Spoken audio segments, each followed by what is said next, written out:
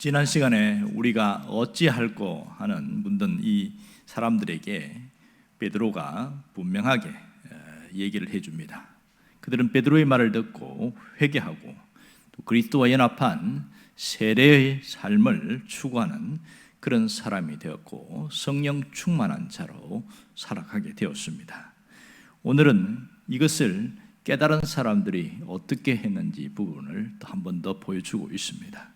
자, 베드로의 설교는 40절에 이르러서 끝이 납니다. 그럼 오늘 보면 이 40절에서 이런 얘기를 하고 있죠. 또 여러 말로 확증하며 권하여 그랬습니다. 여러 말로, 그러니까 오늘 이 성경에 기록되지 않은 또 다른 자세한 이야기를 했다는 말이겠지요. 그러면서 마지막 결론이 뭐냐면 너희가 이 패역한 세대에서 구원을 받으라, 이렇게 마지막 마무리를 하고 있습니다. 자, 여기서 패역한 이런 뜻이 있는데 이 헬라어는 곧다의 반대말인 비뚤어지다 이 뜻입니다. 그러니까 패역한 세대, 비뚤어진 세대 이런 뜻이 되겠지요.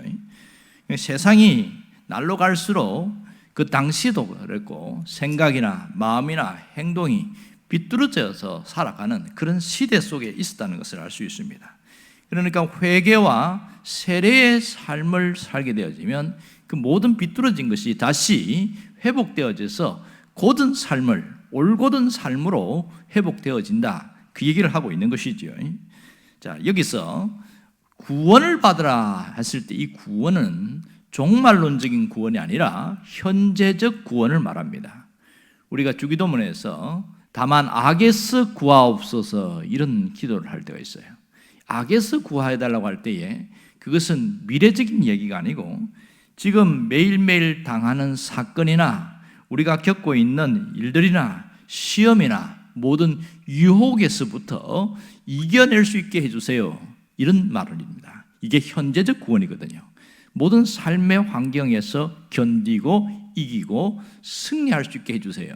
지금 여기서 구원은 그렇습니다. 패역한 세대, 비뚤어진 세대에서 오늘 구원에 이르기를 원하는 거죠. 그러니까 지금 구원이 필요하다, 그 얘기를 하고 있습니다. 그리고 오늘 41절에 보니까 이렇게 말합니다. 그 말을 받은 사람들은 모두 세례를 받았다, 이렇게 얘기합니다. 그리고 그날의 신도의 수가 3,000이나 더하더라, 이렇게 성경은 말하고 있습니다. 이전에 개역 한글판에서는 제자의 수가 3,000이나 되었다, 이렇게 번역했는데 지금 개역 개정판에서는 신도의 수가 이렇게 말합니다.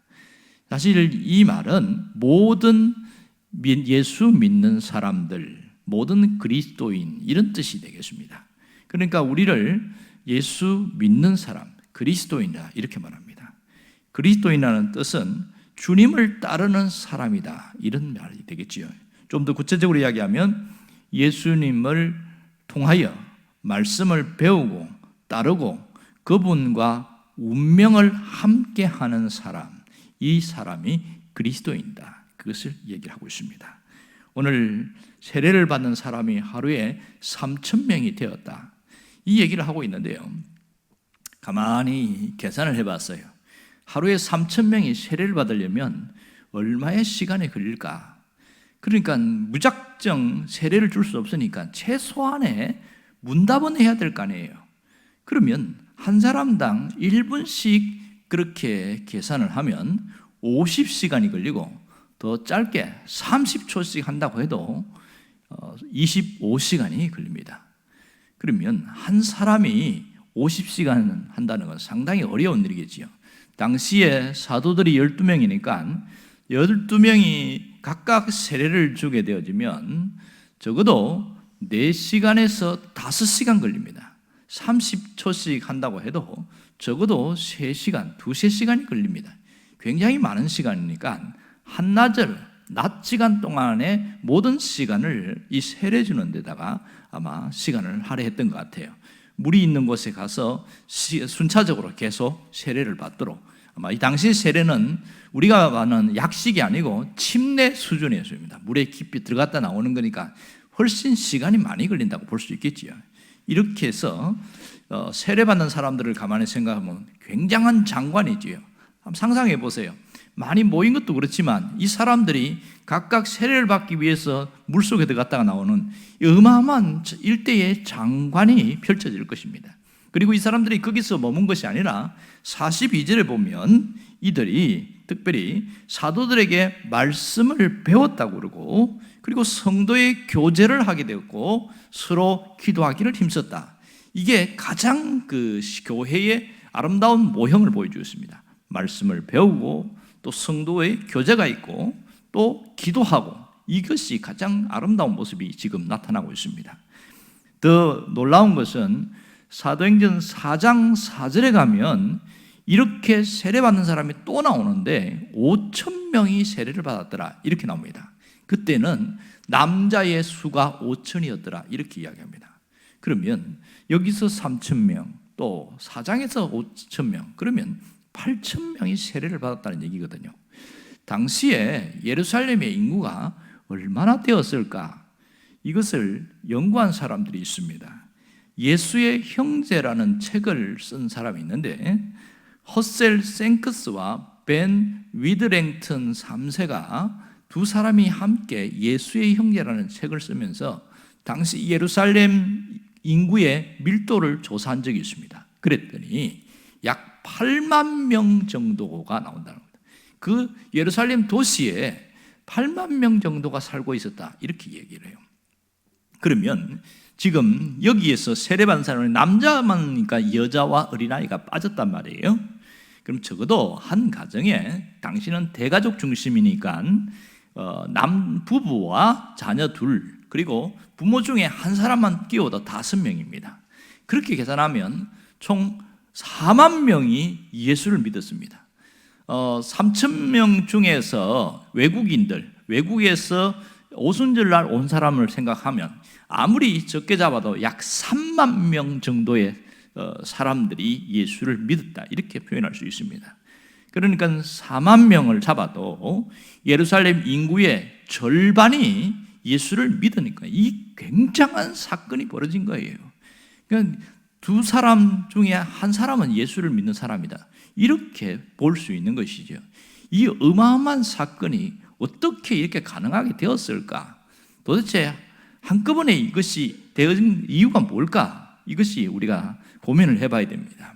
오늘 여기서 뭘 보아야 되냐면 숨겨진 120명을 우리가 볼 수 있어야 됩니다. 우리는 흔히 그렇게 생각해요. 베드로가 한번 설교를 했더니 그냥 갑자기 3,000명이 믿었다. 거의 틀린 것은 아니지만 또 맞는 것도 아니에요. 왜냐하면 오늘 40절과 41절 사이에 거기에 시간적 갭이 있고 행간의 이야기가 있습니다. 숨겨진 이야기가 있다는 것이죠. 그것은 뭐냐면 이 헌신된 120명의 제자들, 성령의 강림 사건으로 성령 충만한 120명의 사람들이 보이지 않는 일을 했다는 거예요. 그것이 혹은 히브리어로 혹은 다른 언어로 그 사람들에게 다시 한번 예수의 복음을 전하고 그들에게 한 번 더 확신을 준 그런 시간적 갭이 있었습니다.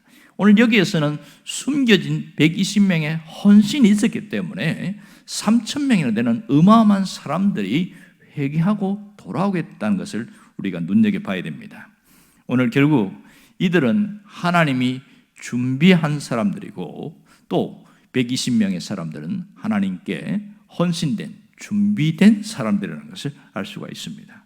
하나님은 이 일을 이루기 위하여 이미 벌써 많은 계획을 하셨다는 것을 오늘 우리가 볼 수 있습니다. 오늘 여기서 하나님이 우리에게 보여주는 메시지가 뭐냐면 우리도 하나님 앞에 쓰임받는 헌신된 일꾼이 되라는 것을 얘기하고 있습니다. 적어도 하나님이 사용할 수 있도록 준비된 사람이 되라는 겁니다.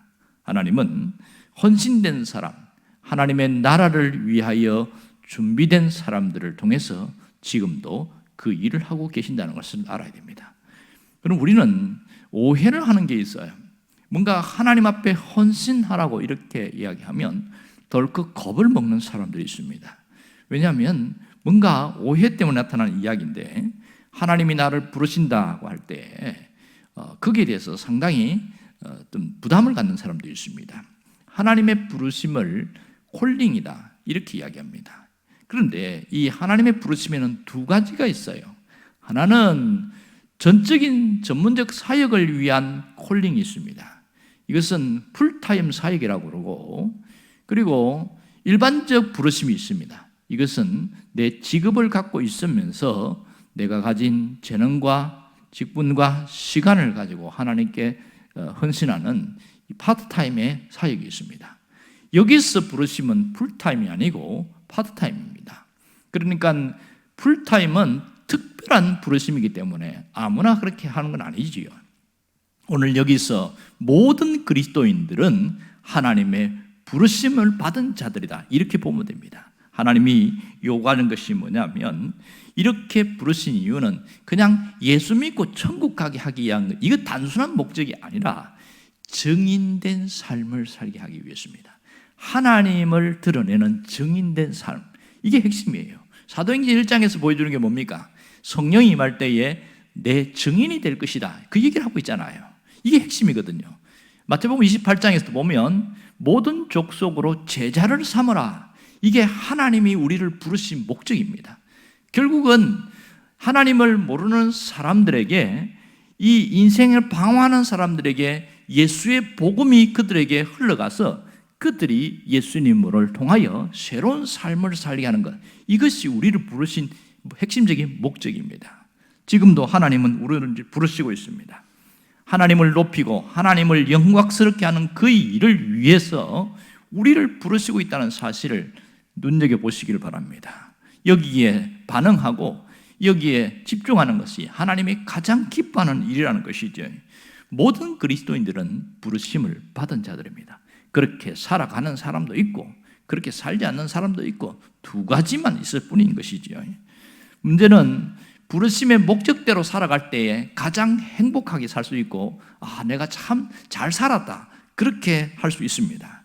하나님의 나라를 세우기 위하여 하나님은 지금도 부르시고 있고 그렇게 사역하기를 원하고 있습니다. 방황한 사람들에게 하나님의 이 부르신 목적대로 살아가는 것이 참 중요합니다. 여러분, 예수를 믿었지만 이 부르심에 따라 살지 않게 되어지면 무슨 문제가 생기냐면, 우리의 신앙이 흔들려요. 자주 흔들려요. 그리고 신앙의 회의에 빠집니다. 작은 문제 때문에, 돈 문제, 사람 문제, 관계의 문제, 이런 것 때문에 자꾸만 시험에 들고 흔들리고, 왜 하나님이 이렇게 하시는가? 왜 예수 믿는 사람이 저 모양인가? 하나님이 보이는 게 아니고 자꾸 사람에게 자꾸 관심이 가게 되죠. 신앙이 자꾸 흔들립니다. 그러나 하나님의 부르심의 목적을 따라서 사는 사람들은요, 그런 것이 있어도 큰 영향을 받지 않아요. 왜? 내가 살아가는 목적이 벌써 다르거든요. 중요한 것은 부르심의 목적을 잃어버리면 안 된다는 겁니다. 오늘 하나님은 지금도 숨겨진 120명처럼 하나님 앞에 헌신된 사람을 찾고 있습니다. 하나님이 쓰시는 사람을 찾고 있다는 사실입니다. 베드로가 설교했을 때 3,000명이 회개했다, 그것에 집중하다 보면 우리가 많이 놓치게 되어집니다. 베드로가 설교한 이후에 이 120명의 숨겨진 헌신들을 볼 수 없다면 상당히 실수를 하게 되는 것이지요. 직접적인 한 번의 설교로 다 그렇게 세례받는다는 것은 상당히 어려운 일입니다. 보이지 않는 숨겨진 120명의 사역과 헌신이 있었기 때문에 이 어마어마한 성령의 역사가 나타나게 되었습니다. 오늘 하나님은 우리에게 원하시는 게 무엇일까요? 아마 CCM의 노래처럼 주님 내가 여기 있사오니 나를 써주소서, 이것이 하나님의 우리를 부르심의 핵심이고 우리의 반응이 되면 좋겠습니다. 주님 내가 여기 있사오니 나를 보내소서, 나의 마음 나의 몸 주께 드리오니 주 받으시옵소서. 주님 내가 여기 있사오니 나를 써주소서, 가진 것 모두 다 주께 드리오니 주 받으시옵소서, 나를 받으시옵소서, 이렇게 나와 있는데, 이 찬양이 정말 하나님이 우리를 부르심의 핵심이라고 할 수 있습니다. 찬양처럼 내가 하나님의 부르심의 목적대로 살다가 주 앞에 가리라, 그런 결단을 하게 되어지면 나의 나이, 조건 상관없이 하나님의 일을 하는 사람으로 쓰임받을 수 있다는 사실을 기억하시길 바랍니다. 이러한 마음의 결단과 기도를 통해서 하나님이 나를 쓰시는 소중한 사람으로 살아가기를 주의 이름으로 축원합니다. 기도하겠습니다.